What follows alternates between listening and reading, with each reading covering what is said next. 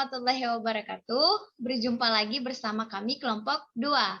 Kali ini kami akan membahas mengenai validasi pembersihan di industri farmasi yang diampu oleh Ibu Apoteker Fatnur Sanika S Farm and Farm yang beranggotakan Nur Aliza, Maya Arsita, Anisha Persi, Nopela Sari, Pupe Dilasari, Via Dinda Syafitri, serta saya sendiri, Emi Evini. Baik, kita akan masuk ke materi yang pertama. Apa sih tujuan dari validasi pembersihan? Tujuan dari pelaksanaan validasi pembersihan atau cleaning validation yaitu untuk membuktikan bahwa prosedur yang ditetapkan untuk membersihkan suatu peralatan pengolahan hingga pengemasan primer mampu membersihkan sisa bahan aktif obat dan deterjen yang digunakan untuk proses pencucian dan juga dapat mengendalikan cemaran mikroba pada tingkat yang dapat diterima. Tujuan lainnya yaitu peralatan atau mesin yang dibersihkan tidak terdapat pengaruh yang negatif karena efek pembersihan. Operator atau pelaksana yang melakukan pembersihan kompeten mengikuti prosedur pembersihan dan peralatan pembersihan yang telah ditentukan. Mengapa sih prosedur pembersihan harus divalidasi? Alasannya yang pertama, biasanya peralatan yang digunakan untuk produksi dipakai untuk berbagai macam produk, sehingga sangat berisiko terjadi kontaminasi silang atau cross-contamination. Yang kedua, dengan semakin canggihnya mesin dan teknologi pengolahan atau pengemasan, semakin menambah luasnya area kontak antara bahan obat dengan permukaan mesin. Dan yang terakhir, semakin meningkatnya tuntutan CGMP. Oke, materi selanjutnya akan dibahas oleh rekan saya. Batas saya Nur Aliza dengan F1 F1180007. Di sini saya akan melanjutkan materi dari rekan saya sebelumnya. Nah, materi selanjutnya yaitu tentang prinsip dan ruang lingkup. Tersedianya prosedur pembersihan yang efektif untuk membersihkan peralatan pengolahan hingga pengemasan primer adalah suatu hal yang penting untuk mencegah risiko kontaminasi silang terhadap produk berikutnya yang diproduksi di peralatan yang sama. Kontaminasi ini dapat bersumber dari yang pertama ada bahan aktif obat dari produk sebelumnya, yang kedua bahan pembersih atau deterjen, ketiga mikroba dari lingkungan, keempat bahan lain seperti debu dan pelumas. Nah, pembersihan dilakukan setelah pembuatan ataupun pengemasan suatu produk. Hasil pembersihan efektif akan menghilangkan sisa cemaran bahan aktif obat, sisa deterjen, maupun tingkat cemaran mikroba bila mengikuti prosedur yang telah divalidasi. Setelah zat penanda atau marker ditetapkan sesuai tingkat kelarutan maupun toksisitasnya, maka prosedur penetapan kadar residu disiapkan dan divalidasi. Pengamatan dan pengujian dilakukan terhadap yang pertama, pengamatan secara visual kebersihan permukaan alat yang kontak langsung dengan produk. Kedua, kualitas air bilasan akhir. Ketiga, residu yang diambil secara usap dan atau bilas. Keempat, cemaran mikroba pada permukaan alat yang kontak dengan produk. Nah, ada beberapa hal yang perlu diperhatikan dalam pelaksanaan validasi pembersihan. Yang pertama, penentuan batas kandungan residu suatu produk, bahan pembersih, dan pencemaran mikroba secara rasional hendaklah didasarkan pada bahan yang terkait dengan proses pembersihan. Batas tersebut hendaklah dapat dicapai dan diverifikasi. Kedua, harus tersedia metode analisa tervalidasi yang memiliki kepekaan untuk mendeteksi residu atau cemaran. Batas deteksi masing-masing metode analisis hendaklah cukup peka untuk mendeteksi tingkat residu atau cemaran yang dapat diterima. Ketiga, hendaklah dipertimbangkan juga untuk bagian alat yang tidak bersentuhan langsung dengan produk. 4. Interval waktu antara penggunaan alat dan pembersihan hendaklah divalidasi, demikian juga antara pembersihan dan penggunaan kembali. Hendaklah ditentukan metode dan interval pembersihan. Kelima, untuk mesin yang sama, seperti merek, jenis, atau tipenya, hanya salah satu yang harus divalidasi. Jika dalam proses menggunakan rangkaian mesin yang berbeda secara berkelanjutan atau inline mesin, masing-masing mesin harus tetap divalidasi secara terpisah. Jika rangkaian mesin merupakan kombinasi mesin yang permanen, validasi bisa dilaksanakan bersama-sama. Itulah penjelasan dari saya. Sekian dan terima kasih. Ini saya akan melanjutkan pemaparan materi dari teman saya, yaitu saya akan menjelaskan tentang metode pengambilan sampel atau cuplikan. Di sini metode pertama yaitu metode APUS atau Swab Sampling Method. Prinsipnya, residu diperoleh dengan menghapus atau mengswab langsung pada permukaan alat atau ruangan yang kontak dengan produk. Hasil swab dianalisis untuk kandungan residu setelah melalui proses ekstraksi atau untuk kandungan mikroorganisme setelah melalui kultur mikroba dan inkubasi. Merupakan metode pengambilan sampel dengan cara menggunakan bahan apus atau swab material yang dibasahi dengan pelarut yang langsung dapat menyerap residu dari permukaan alat. Bahan yang digunakan untuk sampling harus kompatibel dengan softland dan metode yang dianalisisnya. Tidak ada sisa-sisa serat yang mengganggu dalam analisa. Untuk material harus disesuaikan dengan area sampling. Dalam ketentuan bahan pelarut atau softland, itu disesuaikan dengan spesifikasi bahan yang diperiksa, tidak mempengaruhi stabilitas bahan yang diuji, dan sebelum dilakukannya validasi, harus dilakukan pemeriksaan atau uji perolehan kembali atau recovery test dengan larutan yang diketahui kadarnya. Baiklah, untuk materi selanjutnya akan diteruskan oleh teman saya. Kepada teman saya, kami persilakan. Baiklah, perkenalkan saya Fiadinda Safitri, NIM F1F1181038 akan menjelaskan mengenai kelebihan, kekurangan swab, metode swab.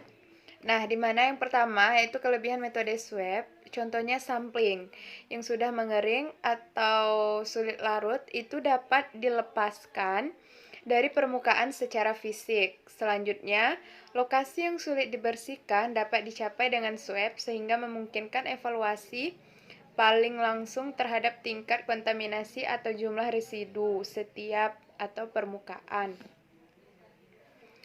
Nah, kemudian ada lagi kekurangan metode swab, di mana yang pertama yaitu adanya variasi hasil yang disebabkan oleh pemilihan lokasi, tekanan, atau physical force yang digunakan dan totalitas permukaan yang di-swab. Yang kedua, pelarut swab dapat mempengaruhi residu. Yang ketiga, proses analisis ekstraksi dapat mempengaruhi atau mengurangi recovery rate atau perolehan kembali. Dan yang terakhir, sampel yang terbatas dapat mempengaruhi sensitivitas hasil analisis. Nah, bagaimana metode pengambilan sampel dan pengujiannya itu?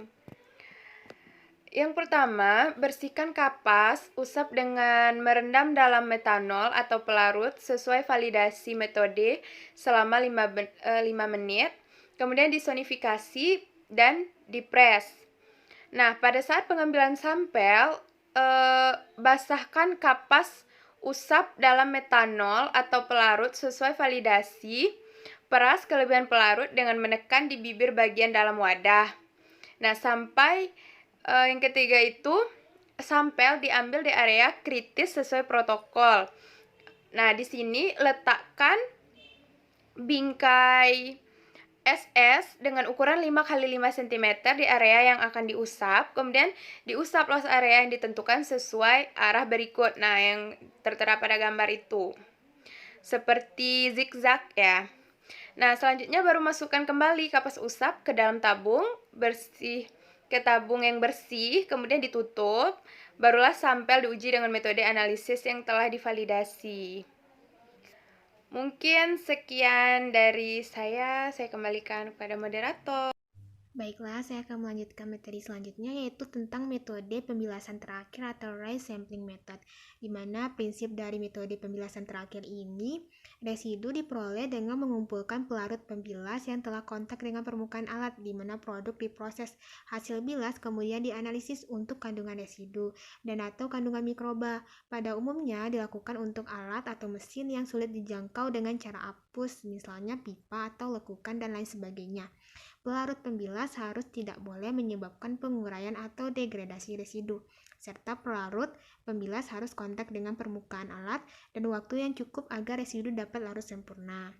Kelebihan dan kekurangannya yaitu kelebihan. Yang pertama, pengambilan contoh dimungkinkan terhadap permukaan yang luas. Yang kedua, keseluruhan lokasi di permukaan dapat dicapai tanpa kesulitan sehingga memungkinkan evaluasi dengan tingkat recovery rate yang tinggi. Yang ketiga, hasil analisis lebih kecil dibandingkan dengan cara hapus. Dan yang terakhir, jika dilakukan dengan benar, hasil pemeriksaan dapat mencerminkan kondisi seluruh permukaan alat. Sedangkan kekurangannya itu, dia tidak cocok untuk peralatan kompleks, bermuatan instrumen atau komponen listrik atau elektronik, misalnya mesin tablet, fluid bed dryer, granulator, mesin pengisi serbuk, dan lain sebagainya. Metode pengambilan sampel dan pengujian dilakukan dengan mengumpulkan 500 ml air bilasan terakhir dan 500 ml secara aseptis untuk uji cemaran mikroba. Selanjutnya diambil juga sampel air murni yang digunakan untuk membilas berbagai pembanding. Dan air bilasan diuji terhadap parameter pH, konduktivitas, logam berat, nitrat, TOC, cemaran mikroba, dan dibandingkan dengan kualitas air murni yang digunakan dalam pembilasan.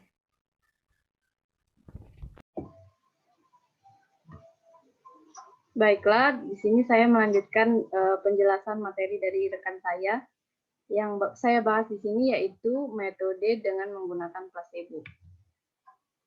Di mana prinsipnya yaitu residu diperoleh dari batch produk placebo yang dibuat dengan cara simulasi dalam kondisi yang sebenarnya.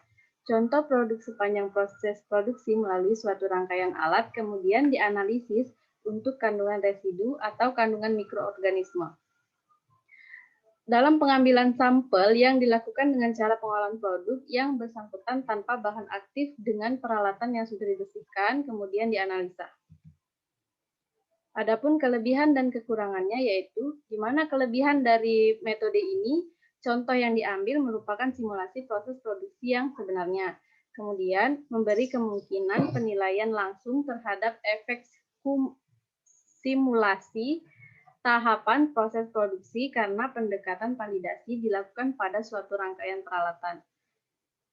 Nah, kemudian kekurangannya yaitu tingkat sensitivitas dari recovery rate perolehan kembali residu terlalu rendah karena faktor pengenceran selama proses produksi. Metode ini tidak disarankan karena tidak reproducible. Adapun penetapan kadar cemaran bahan aktif obat dapat dilihat dalam rangka mengevaluasi prosedur pembersihan. Penting untuk menetapkan tingkat cemaran bahan aktif obat yang dapat diterima.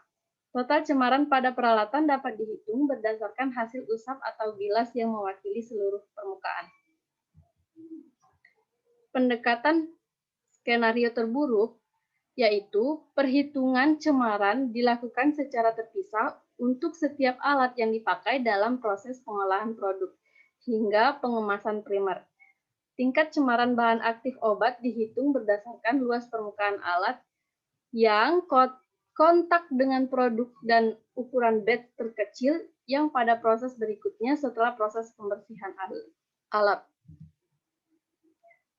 Kemudian penetapan cemaran mikroba, di mana salah satunya yaitu efektivitas prosedur pembersihan untuk mengendalikan tingkat cemaran mikroba dengan menguji kebersihan permukaan setelah proses pembersihan alat dan pembilasan akhir.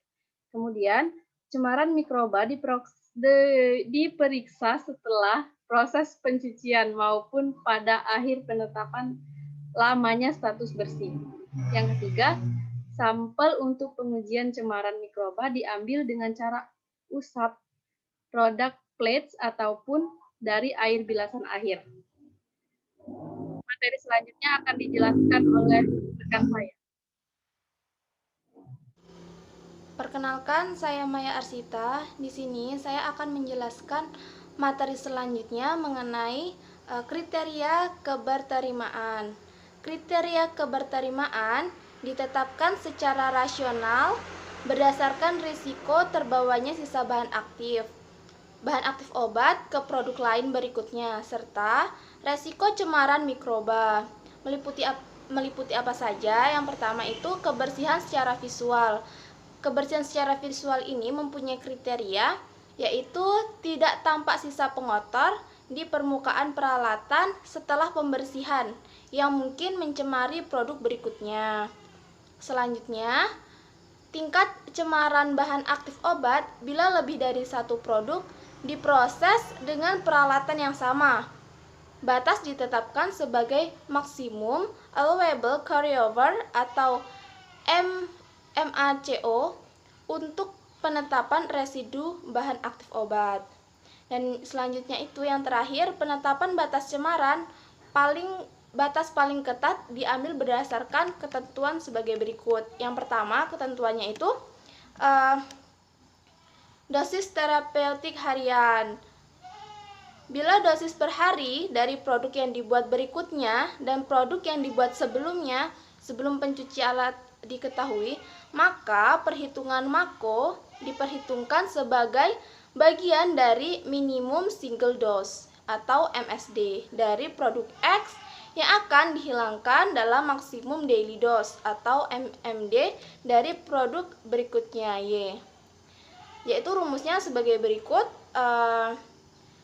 MACO Y sama dengan 1 per SF dikali dengan MSD X dikali 10 pangkat 6 mg per MDDY dalam satuan kilogram, di mana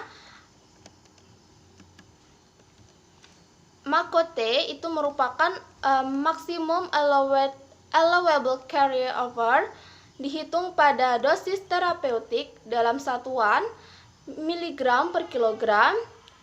MSD itu merupakan minimum single dose atau MSD dari produk X yang harus dihilangkan. MDD yaitu maksimum daily dose, yaitu maksimum daily dose dari produk berikutnya atau Y dikali dengan berat unit dosis dalam satuan miligram. Kemudian SF ini adalah safety factor sebagai penetapan batas keamanan yang tepat. Jadi SF ini sudah mempunyai nilainya sudah ditetapkan, yaitu untuk sediaan topikal itu nilai SF-nya 10 sampai 100, untuk yang oral itu 100 sampai 1000, dan untuk injeksi, optalmik dan inhalasi itu 1000 sampai 10.000. Sedangkan 10 pangkat 6 di sini merupakan faktor konversi, yaitu dari miligram ke kilogram. Selanjutnya kita masuk ke data toksisitas. Catatan umumnya itu menghasilkan angka carryover yang sangat tinggi dan tidak dapat diterima. MACO ini dibatasi pada 1000 mg per kilogram. Data toksisitas ini dapat digunakan untuk menghitung MACO jika dosis terapeutik tidak tersedia, misalnya untuk bahan antara atau prekursor. Nah, rumusnya itu dapat dihitung dengan rumus. Jadi rumusnya itu MACO TOX itu sama dengan ADI X dikali dengan 10 pangkat 6 mg per MDD Y per dalam satuan kilogram. Dengan rumus ADI itu sendiri yaitu 1 per SF dikali dengan NOEL dalam satuan miligram, di mana ADI ini merupakan acceptable daily intake dari produk X yang akan dihilangkan dengan satuan miligram. Sedangkan NOEL ini merupakan no observable effect level dengan satuan miligram. Selanjutnya yaitu batas umum 10 ppm. Batas umum 10 ppm ini secara umum tidak lebih dari 10 mg per kilogram atau 10 ppm zat penanda atau marker yang harus dibersihkan dari produk sebelumnya. Selanjutnya batas visual ini ditetapkan yaitu 100 per 25 cm3. Selanjutnya ada deterjen. deterjen ini digunakan dengan menggunakan deterjen dengan komposisi yang diketahui. Nah, bila tidak diketahui maka sebaiknya kita menggunakan deterjen food grade. Sehingga kenapa digunakan deterjen food grade? Karena deterjen food grade ini sudah diketahui tingkat toksisitasnya. Selanjutnya yaitu batas cemaran mikroba atau MAML, yaitu Maximum Allowable Microbial Limit. Batas cemaran mikroba dihitung dengan mengacu pada ukuran, misalnya seluas 25 cm3. Batas berikut ini dipakai sebagai acuan. Misalnya produknya yang kita pakai adalah produk oral. Nah, secara umum itu kurang dari 10% dari batas mikroba tertentu dari produk berikutnya. Dihitung untuk ukuran batch minimum dan total luas permukaan alat dan dari alat atau MAML. Nah, selanjutnya yang kedua itu yang B, bila kasusnya itu lebih dari total viable aerobic count, yaitu kurang dari 50 CVU per 25 cm3. Yang kedua itu jamur dan kapang, itu kurang dari 10 CVU per 25 cm3. Dan yang ketiga itu mikroorganisme tertentu, seperti tidak ada E. coli, Salmonella, Aureus, dan P. aeruginosa. Nah, air bilasannya ini tidak melewati batas kualitas air yang digunakan untuk pembilasan, yaitu digunakanlah air murni. Selanjutnya kita masuk ke laporan validasi prosedur pembersihan, di mana di sini harus memuat 5 poin, yaitu yang pertama, hasil pengujian yang dilaksanakan harus sesuai dengan protokol yang telah ditetapkan. Yang kedua, evaluasi dan perbandingan terhadap hasil uji yang diharapkan dari kriteria keberterimaan. Yang ketiga, evaluasi terhadap adanya penyimpanan dari protokol serta tindakan koreksi yang diambil. Yang keempat, daftar referensi. Daftar referensi ini tidak harus, bila diperlukan saja.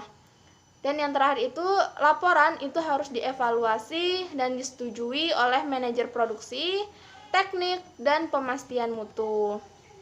Demikian yang saya sampaikan, kembali ke moderator. Terima kasih. Baik teman-teman, mungkin itu saja yang dapat kelompok kami sampaikan. Semoga bermanfaat, lebih dan kurangnya kami mohon maaf. Terima kasih. Wassalamualaikum warahmatullahi wabarakatuh. I'm an icon, man. I'm a girl about a 10. I should fuck her in a